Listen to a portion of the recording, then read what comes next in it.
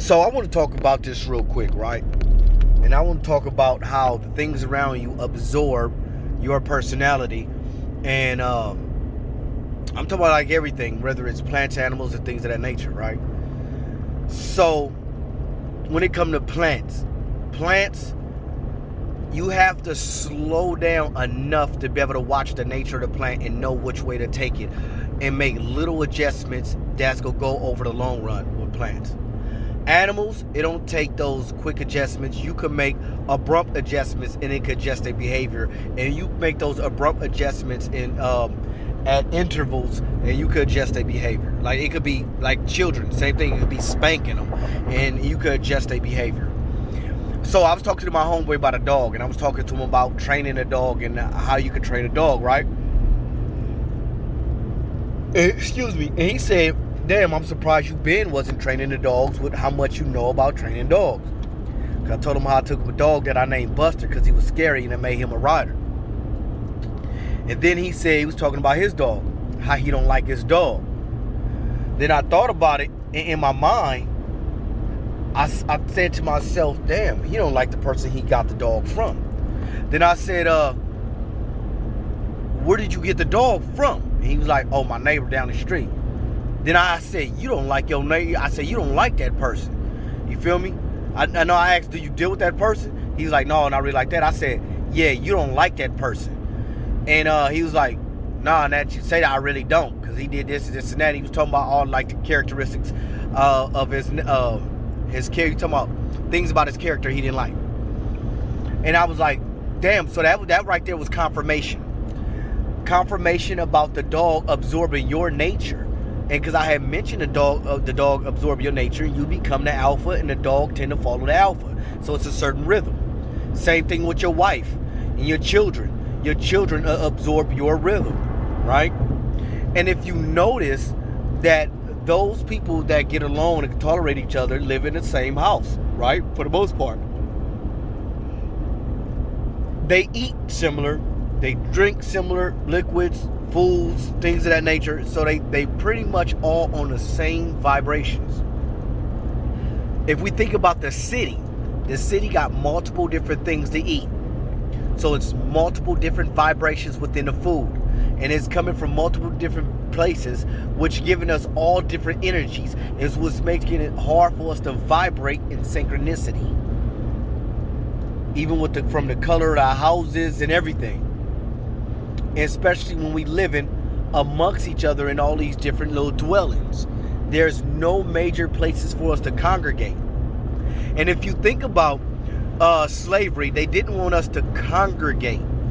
If you think about the United States military, they congregate in groups. These groups become platoons and things of that nature, and squads. And the people that congregate and sleep in the same barrack, they have a closer bond than everybody else within the ranks. Think about this. So we have to create things where we can come together. But now let's look at COVID. The next step into breaking up society and fracturing society into smaller pieces. They also want to get rid of ownership and have everything on this share type society where you share everything and nothing is personal anymore. If we really want to solve our problems in our community, the thing that we need to do is go to our backyards and create a culture. We have to create a culture within this society, and that culture will become a nation. And we will become the nation within the nation that we are. And if you study all societies, every society that been outgrown, it started from within, and it was a nation of people that grew within, that adapted to the society it was in, but developed their own distinction within that culture just enough to be able to take it in a different direction, in which gave it different leadership. This is what they know. You got these military colleges. I want y'all to look up these military colleges and look up the dominant race that's in those military colleges.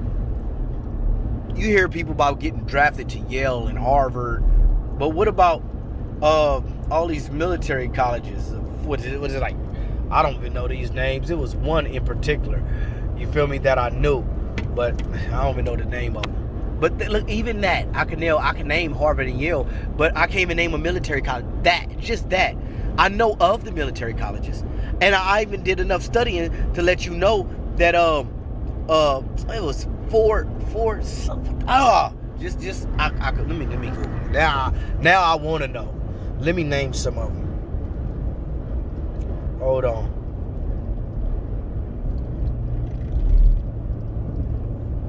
United States military colleges. So let's look at some of these. All right. United States Naval Academy, United States Armed Forces, United States Coast Guard Academy, United States Merchant Marines, Virginia Military Institute, Texas A&M University, Norwich, Virginia Poly something, Georgia Military College. You feel me? They got a lot of them. University of North Georgia. If you start looking up these military colleges, who do you know that go to these places? Then start thinking, how many of you guys went to school with a CEO? But I can guarantee that most of the CEOs within the United States went to these military colleges. Let's mention this before.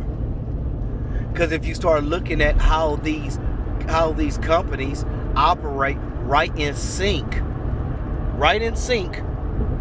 with the U.S. we want the public to do this, we want them to do that, right in sync. It's like the CEO give a salute and say, yes sir, hey, from now on everybody here gotta wear this, everybody here gotta wear that.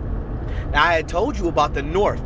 The Civil War was fought for resources, which was the control of the plantations, and they had a better way to run the plantations. And the way they run the plantations is through sharecropping, and that during the Civil War, the same year the Civil War, the IRS was created. And if you start looking at information and teaching it in a certain direction, the same information, it'll go in a different direction. So for the Southerners to know that that's why it was fought and their grandfathers lost, so the Northern could take control of their plantations, would it be another Civil War? Look at the mindsets of America now. It's splitting. The United States of America would rather feed you than have you grow your own food.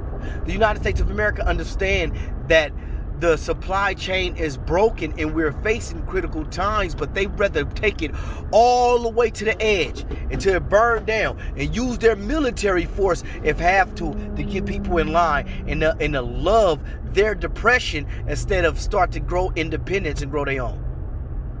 We got to really understand the situation we're in. We really, and the truth is, it is about race, but at the same time, we have to see beyond race. So when we making it about our racial culture, we have to make it about our racial culture to start to be in sync and in harmony, in meiotic balance with other racial cultures, and put up a strong defense to protect our culture, but not to outright attack other cultures just for the sake of them being that culture. It's really a catch-22. Like, you look at the Wabos. Speaking of Marcus Garvey, he was talking to the Ku Klux Klan. The Wabos do not have one man, not one, ever in history that the head of the Ku Klux Klan would sit down and talk to. They don't got a man in history that the leader of the Nation of Islam, the leader of a Crip gang would sit down and talk to, because they haven't got to that point. They haven't got to that stage in society. Yeah, sure, you can do something on the internet, but you got to understand, when we start talking about opposite forces, polar opposites, it's crazy how the splintering of America is happening. So when we start looking at the energies that we put out, we have to learn how to accept some energy and mutate to that energy that you accept with the people that come around you. Accept their energy for what it is. Seek to understand and seek to be understood. Try to understand that person and then have that person understand you, and watch us grow into a better situation. Man, I'm on a whole nother mission in life right now. Nation building starts at home. So what I'm doing for the community, I'm going home, and I want to perfect my house. I want to perfect my land. African landlord. Stay safe.